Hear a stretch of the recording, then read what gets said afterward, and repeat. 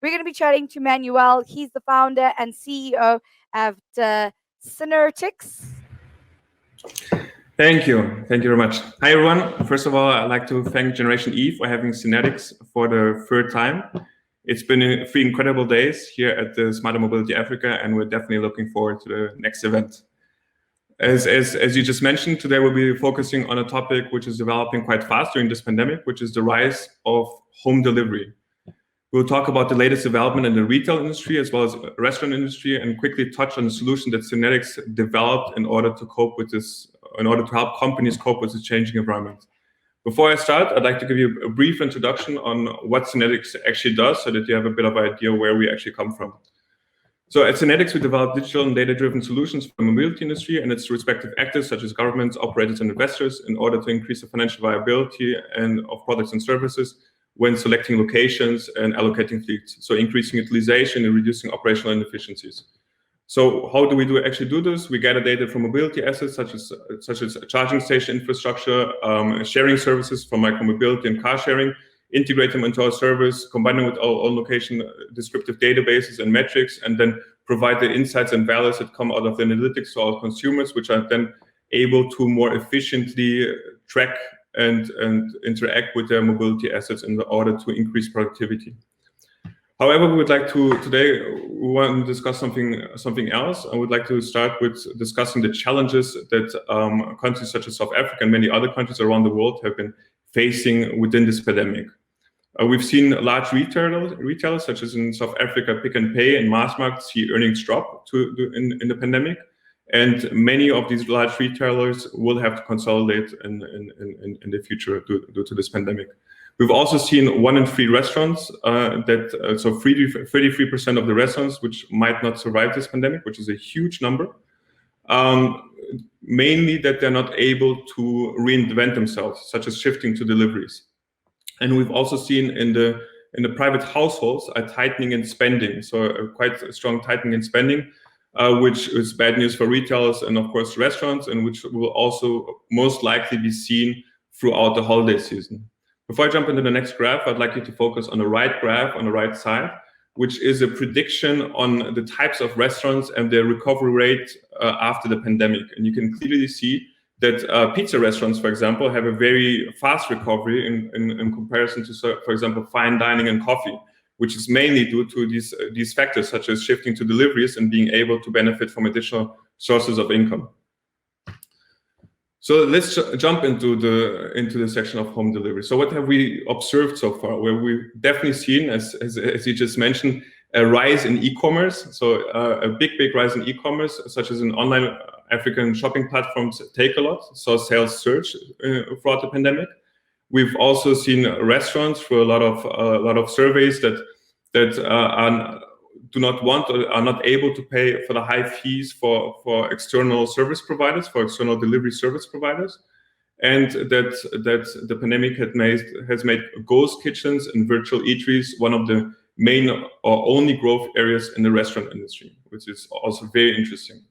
So this is all very negative, but there are opportunities arising from all of this. There are opportunities to benefit from these changing market environments and changing conditions. So for one, online sales can reduce marginal costs by decreasing square meter footprint and overheads. So now you had a big restaurant or a big retail space, you can decrease the square footage, decrease marginal costs, therefore decrease the staff for servicing clients and so forth, and also reduce overheads. Delivery service can be an additional source of income for businesses and create jobs. So now you saw sales drop in your traditional businesses, but in order to offset, you can create new additional sources of income, such as delivery. So it's actually an opportunity for you. And profit can significantly be improved when using internal driver resources efficiently rather than using external ones. This has, of course, to be done efficiently, and the demand needs to be there for your own shop for these kinds of operations, but this can definitely increase profits by quite a bit. On the right side, you see the historic revenues and the historic and the prediction of the revenues in the retail and the restaurant industry. So you can see here the retail industry and the restaurant industry, here in terms of millions per dollars, and here in terms of millions per users. and you can clearly see that's a big rise. So it's a very strong growing industry. It's an industry that is definitely going to improve quite a bit in the future, and something that you should really consider tackling.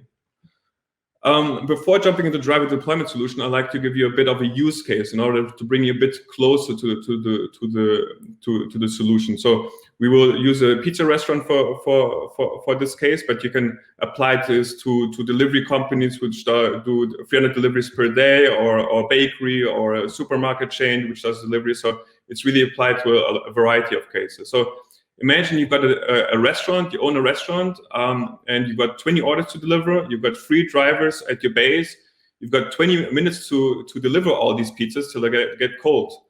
And you basically have a variety of different questions. So will you send out all drivers at once and risk not having drivers available for a prolonged period of time? Will you analyze the locations of the deliveries individually to see which ones go first and which ones go fast? Will you manually try to predict travel times and traffic patterns, which is quite hard? Will you compute optimal travel routes between all of them to see which one should be again served before and last to make the shortest route?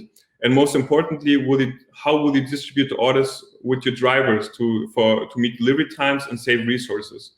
Well, for most companies within these spaces, this is something that they really don't do, because it's so resource intensive if you try to do it manually. The good news is that at Synetics we developed a solution for that, our driver deployment solution, which does all of that automatically within seconds and much more.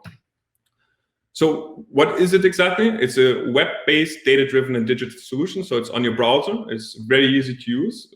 What does it actually do? It allows operation managers to easily and efficiently track and deploy drivers according to a variety of time and position relevant metrics. So the time, we talked about time. So you can always say, how much time do I have for certain deliveries? And it will automatically deploy the drivers accordingly. And position relevant metrics, it's according to the position of your drivers. When should it be used? Well, it should be used to optimize your internal resources, to decrease operating costs and increase customer satisfaction. And who's it for?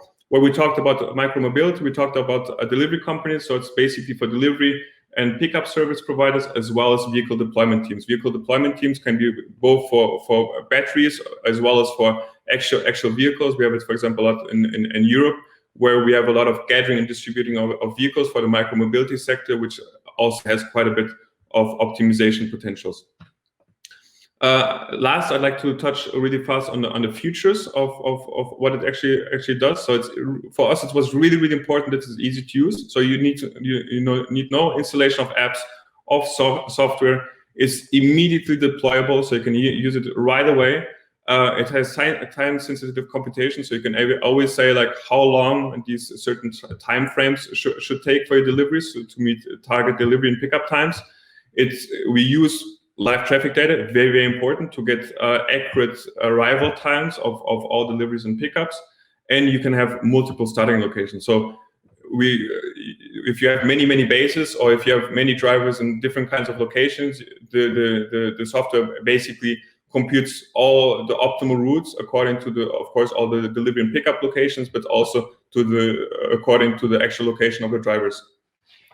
One of the very important features that we get asked a lot is driver demand prediction. So this is for your internal resource management and budgeting. It's basically how many drivers you actually need according to the days of the week and times of the day, and it's very dependent on meteorological data. So, for example, if it's bad weather, much more likely to order in than when it's good weather, and vice versa. For example, for the micromobility sector, if it's bad weather, much less likely to drive an e-scooter than when it's good weather. So we also the tool also provides you predictions on how many drivers you will actually need according to the time of the day and day of the week. And then very importantly, we're an analytics company, so we provide all types of analytics tools to really track and evaluate the deployment frequency and distances traveled of your drivers. So at the end of the day, you will always see what was the actual performance of the drivers, how long have they been driving, how many kilometers have they been driving, how long did they take. So it's really something that you can track in detail. If you have any further questions, do not hesitate to contact us. We have a booth here at this great conference, and or get in touch with me directly through LinkedIn, and we're happy to provide demos for you to get a better understanding. Thank you so much, Manuel. We really appreciate your time.